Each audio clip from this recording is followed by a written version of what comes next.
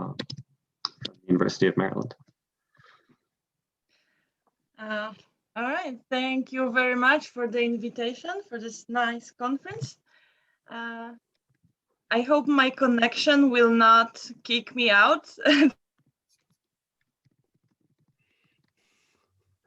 Because, all right, so let me, I can share the screen. All right.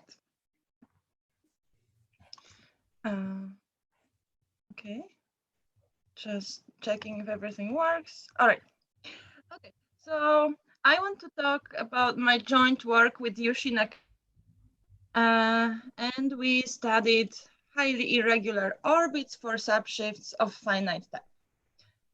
So we are really interested is the dynamics of Birkhoff averages, pretty much. So what we consider is, you can imagine like this.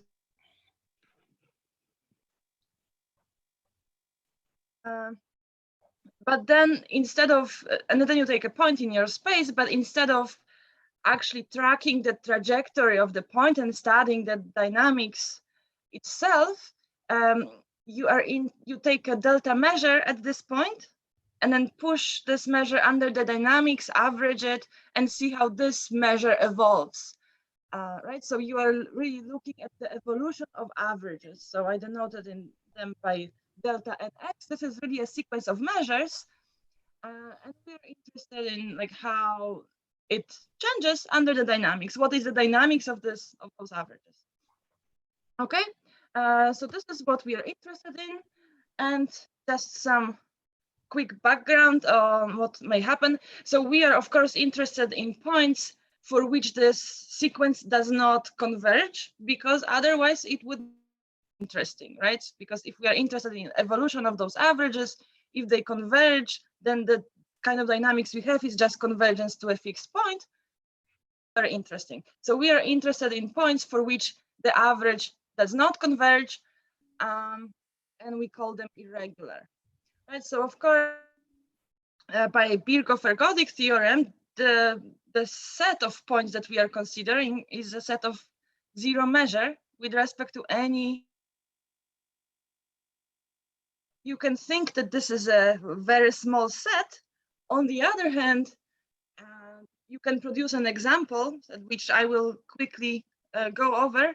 It's an example by Bowen, Bowen's flow, where the set of irregular points actually has positive Lebesgue measure. So it's not a small set at all, right? It depends on the kind of dynamical system that we are dealing with.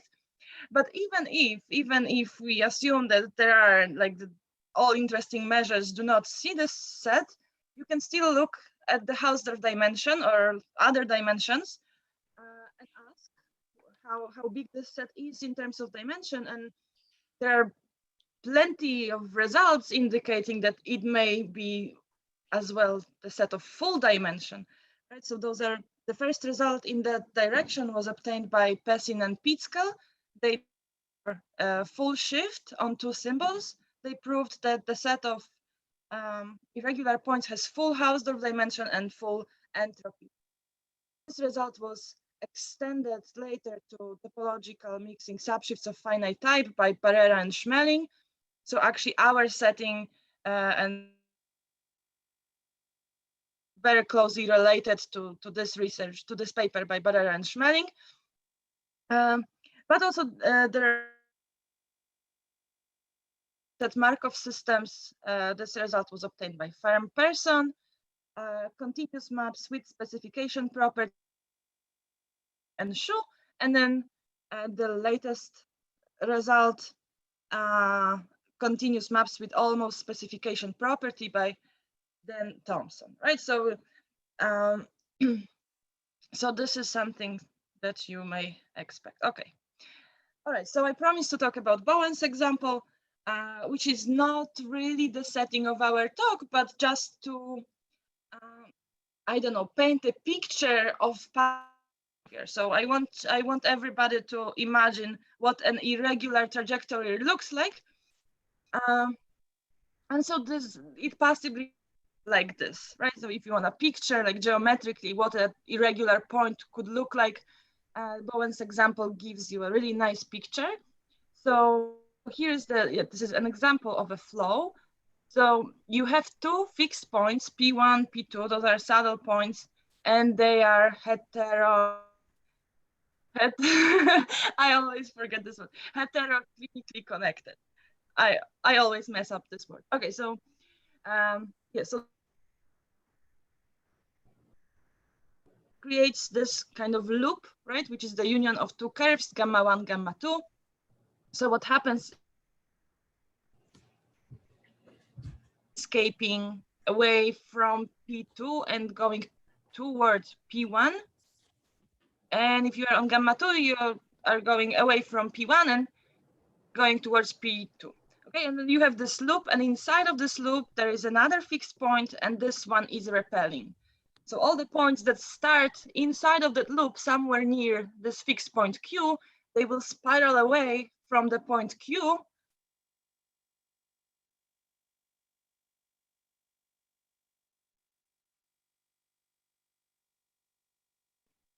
And so what?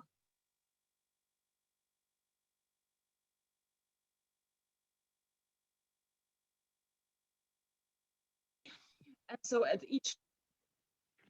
Agnieszka, it seems like there might be a small problem with your connection. It might Okay. help if you turned your video off, possibly. That might help. All right. How do I do that? Oh, I don't see how. Okay, maybe I was stop video. Okay, but can you hear me at all? Or? Yeah, we can hear you, no problem. Oh, okay. Mm-hmm. All right, so I think I'm back now. Okay. Yeah, yeah. Yeah. All right. So what happens is when you are a point near Q and you spiral away from this Q, then at each round you get, sometimes you get closer to P1 and then stay there for a long time, but then you are pushed away from P1, right? And you go towards P2, but like at each round you get closer to one of those points and you spend there a very long time.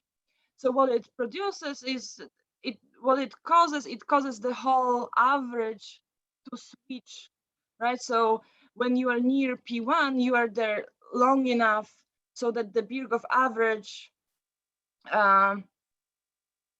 gets close to the delta measure at P1. And then at the next round, you get towards P2, and then you are there again, like much, much longer, so that the whole average switches towards the delta measure at P2, right? So this is what happens. And then if you look at the evolution of those averages, you can imagine that you have this picture on the right here. If you wanted to paint a trajectory of those averages, you would have something like that, right? You start with this point delta x, right? And then you kind of start oscillating two measures, delta at P1 and delta at P2, right? So this is how you can imagine dynamics of this irregular point oscillating between those two delta measures. Okay, now our project is more closely related to not this. Okay, so I just to make sure that we are on the same page, what this, that the set of irregular points has full positive Lebesgue measure, right? So of course I wanted to point out that like all the points inside of this loop except for Q are irregular points. Like that was the point of this whole picture. Okay, but our project is more related to research by Barrera and Schmeling, and they were considering irregular points for subshifts of finite type.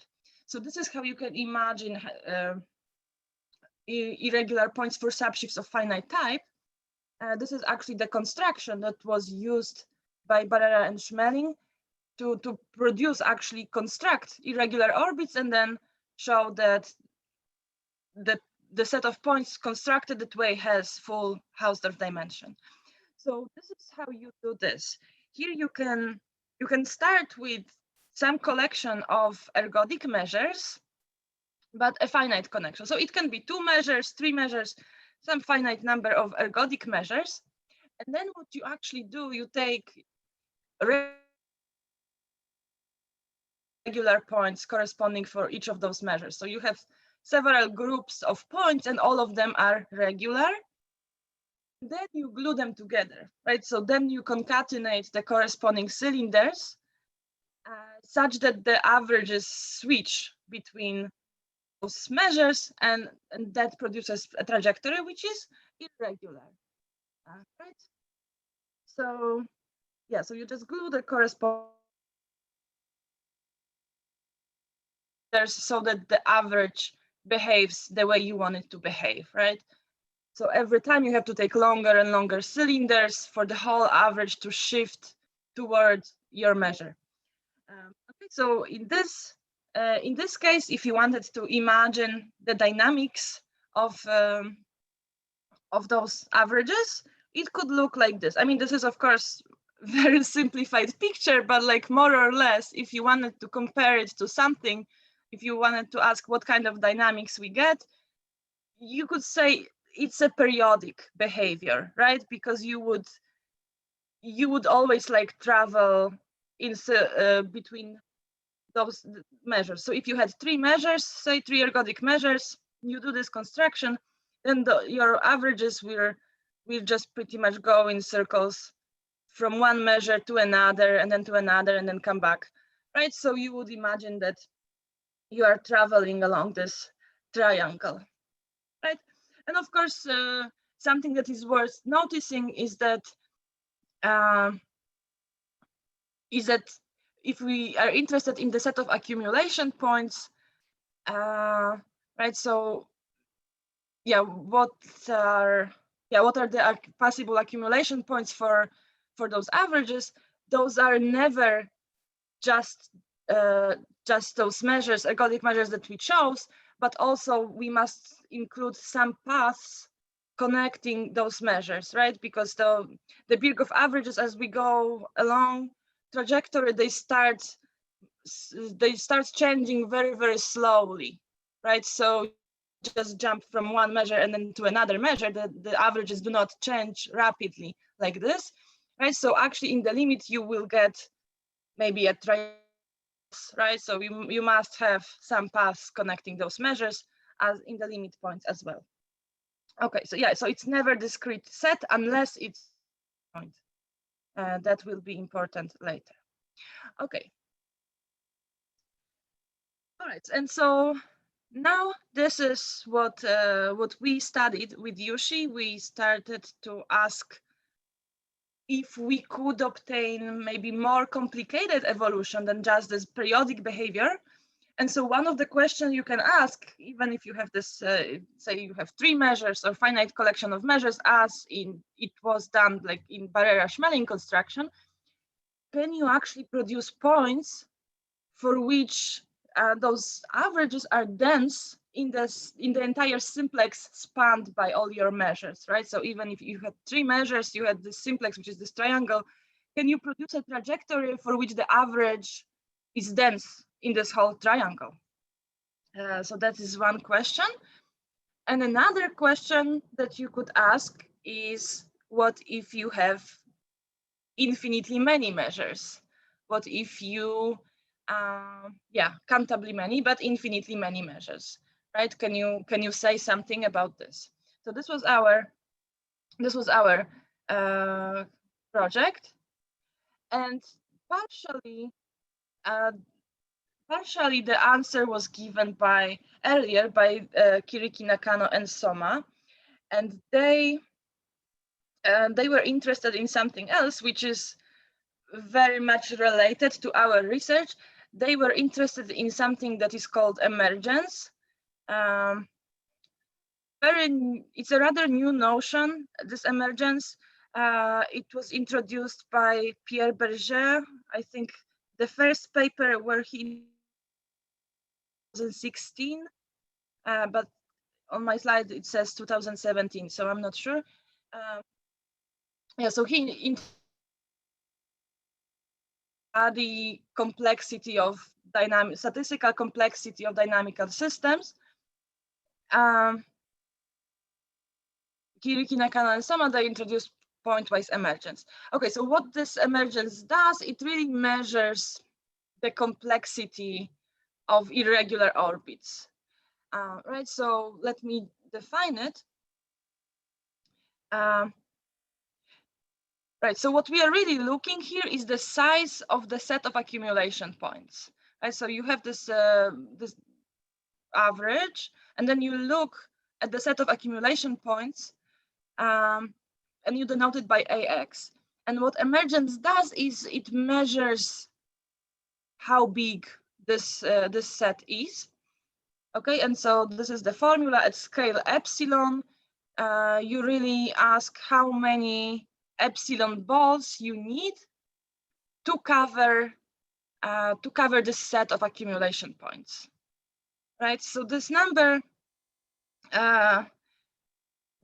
as you decrease epsilon to 0, this number grows, and so this was proven by Kiriki, Nakano, and Soma as well, that whenever you have a point, here it is, whenever you have a point which is irregular, then the emergence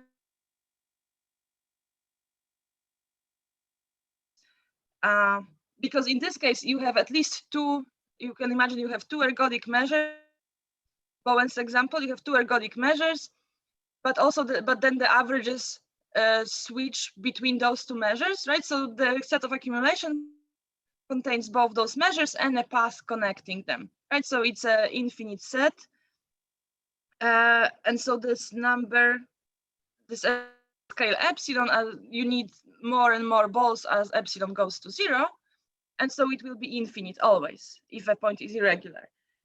But what we are interested in is like how fast this number grows, right? So in Bowen's example and in those examples produced by Barrera-Schmeling, emergence was polynomial, right? It would grow, this number would grow at a polynomial rate. And we are interested in points with high emergence, and points with high emergence are those for which this grows with super polynomial rate. So what this could correspond to, how you can think of it is that the set of accumulation points is an infinitely dimensional simplex. For example, if it is an infinitely dimensional simplex, then then the emergence will be super polynomial. This is how you can think of that. Right, so this was studied by Kiriki, Nakano, and Soma, and they gave a positive answer. I mean, they constructed a subset, a residual subset of the full shift with high pointwise emergence.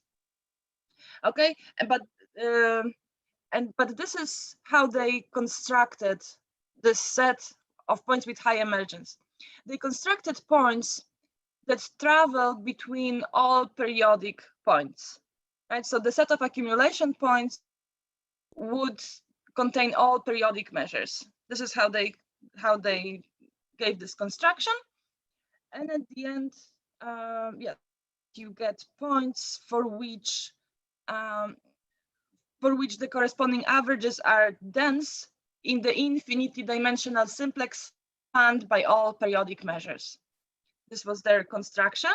And so they proved that, yes, there may be points with very, very complex behavior.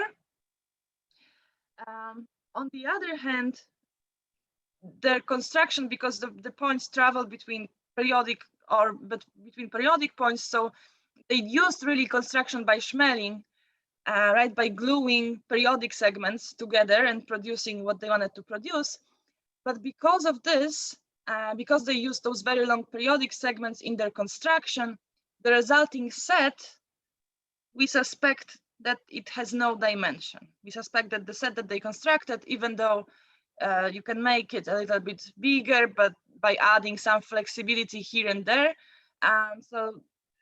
But I don't think you can modify this construction to actually get positive dimension. So the set that they produced is 0 Hausdorff dimension. Okay, so now our question with Yushi is, can we say something more, like in general, how big is the set of points with high emergence? Is it a 0 dimension or is it positive dimension? So this was really our question. And I just want to maybe advertise a little bit, because I know that this notion of emergence is rather new and maybe not known to people. What is the motivation for studying it?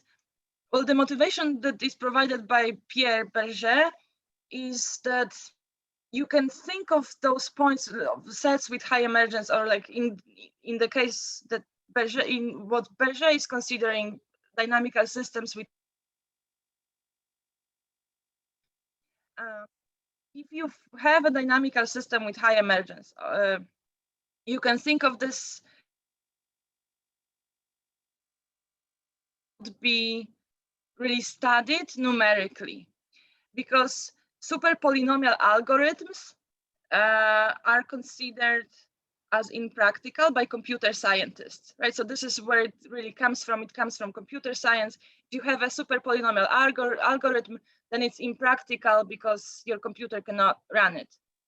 So the motivation that Berger provided in his paper when he introduced this notion, he said that those dynamical systems with high metric emergence, they cannot be studied numerically, right? The statistics of those systems cannot be studied numerically because you would need super polynomial algorithms, right? So by the same logic, you can think of the set of points with high emergence, that on this set, you cannot really do anything. Like you cannot use computer to study this set, right? Because it's just too complicated. If you wanted to study statistics of this set numerically, you cannot do it because it's like very complex dynamics on this set.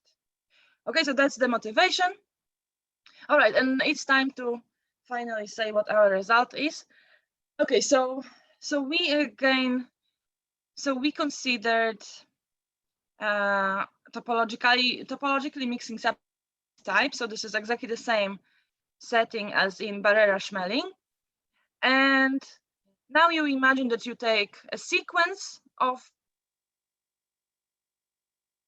ergodic, you need ergodic for this theorem. So imagine you take a sequence of ergodic measures at the simplex spanned by those measures, right? So delta of J is a simplex infinitely dimensional all those ergodic measures. And then you are looking at the set EJ, and this is the set of all the points whose averages are dense in this simplex, right? Which means that if you ask about the set of accumulation points for delta for those averages, it must contain this infinitely dimensional simplex spanned by your sequence of ergodic measures, right? So this is what we are considering. And so what we were able to show with Yushi is we showed the estimate for the Hausdorff dimension of the set. So turns out that the Hausdorff dimension of the set is greater than or equal than infimum over dimensions of all the measures. So we get this.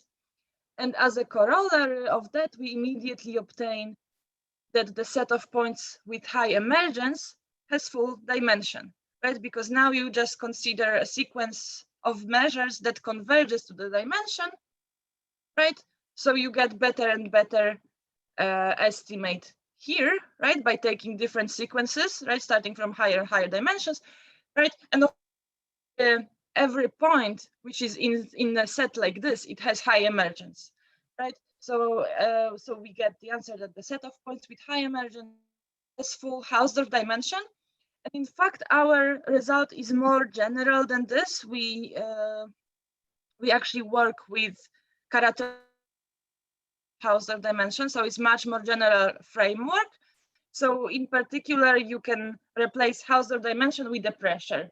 As you can think, okay, I have some Hölder continuous function, and I study the pressure. So you get that the set of points with high emergence has full pressure, right? So you have like things like that.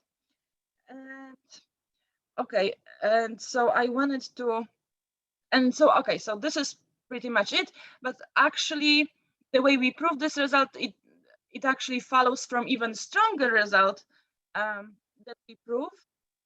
But for this, I want to go over also all those dimensional constructions, which I don't have time to do. So let me just say that, okay, so we considered Kara-Teodori dimension structure, which is generalization of Hausdorff dimension structure. And then we look, so there is something called Kara-Teodori outer measure, which is used to get the dimension.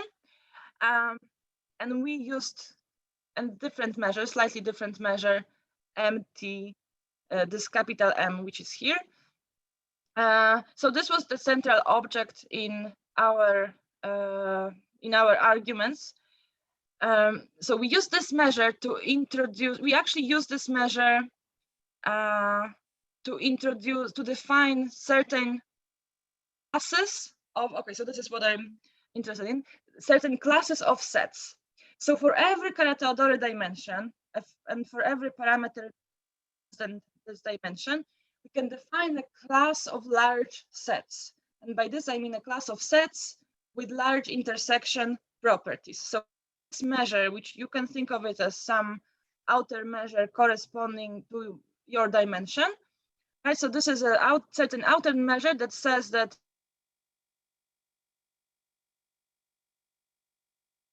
of this intersection is the same as the measure of the whole cylinder, right? So in a way, you can already from here you can tell that if you are in this class, you are a big set, okay? But what is really important for those sets is that they are closed under countable intersections. Like those classes are closed under countable intersections. So if you take countably many sets which satisfy this equality here, you intersect them, the intersection will still satisfy this. So this was very useful in proving what we wanted to prove. And also another thing that we know about those sets is that whenever you are one of those sets in this class for corresponding to a certain t, then the dimension is greater than or equal to t, right? So just by knowing that we are in one of those sets, already you get an estimate for the dimension. So this was done, these classes, they were defined by Farm and Persson for Hausdorff dimension, and this theorem was proved for Hausdorff dimension, that is to any Kara-Teodori dimension satisfying some conditions. Okay, and this is what we used to obtain our result. So in fact, again, coming back to this sequence of ergodic measures that we considered earlier, right? So again, we have the sequence of ergodic measures, the set of points which have this simplex in the set of accumulation points.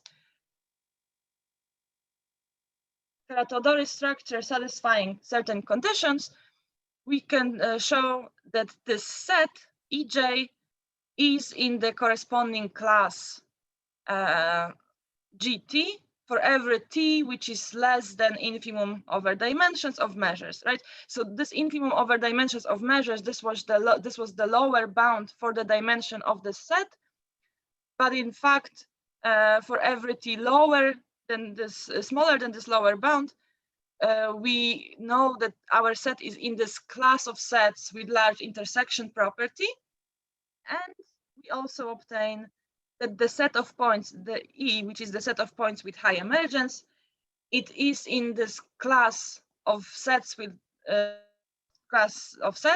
for every t less than Kara-Teodori dimension. So this is actually a stronger result than just estimate on the dimensions. We also know that we are in this set of class of sets with large intersection properties, which means now you can maybe consider, some different intersect them, you're still here, right? You don't lose the dimension. So this is a little bit more powerful than just the estimate for the dimension.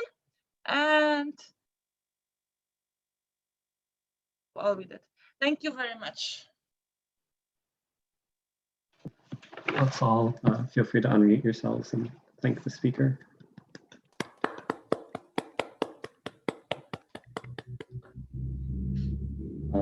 Are there any questions?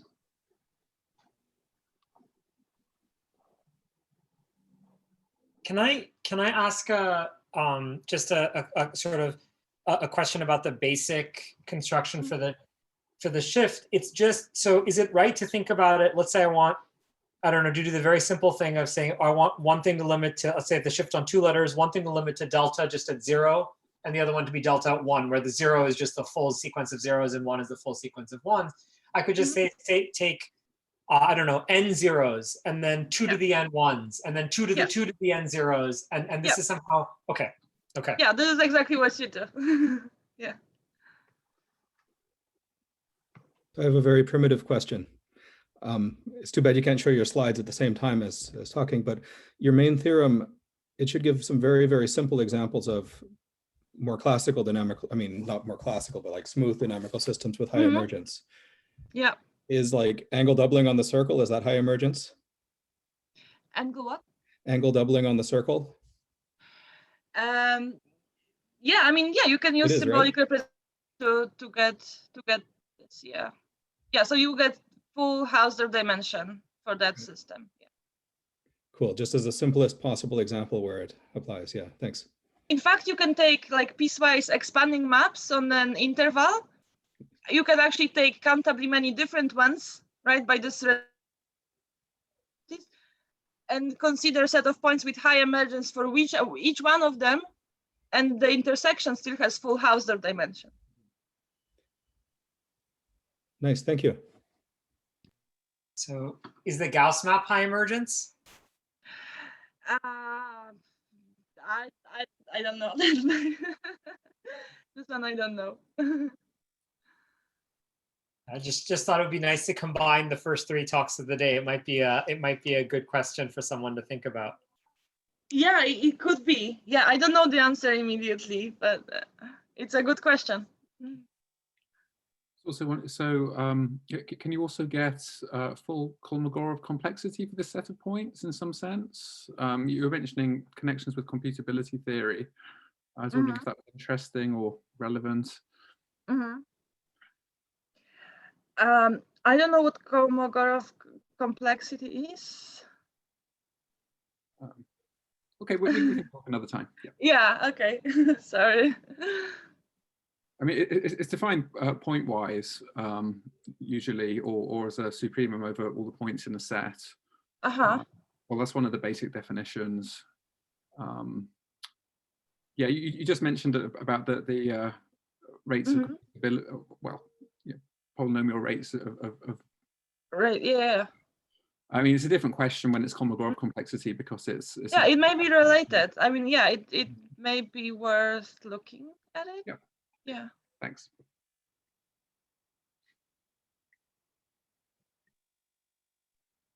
I could ask a follow-up. Thanks for a lovely talk. It was really exciting. I know you gave this talk earlier at Penn State and my internet froze. And so I finally heard the talk and it was really awesome. Oh. I couldn't hear it at that But level. I think the Penn State talk was actually recorded. So you can. Oh, okay. Yeah, you can find it on the website. But now you don't have already heard even like the longer version. So my question was about that.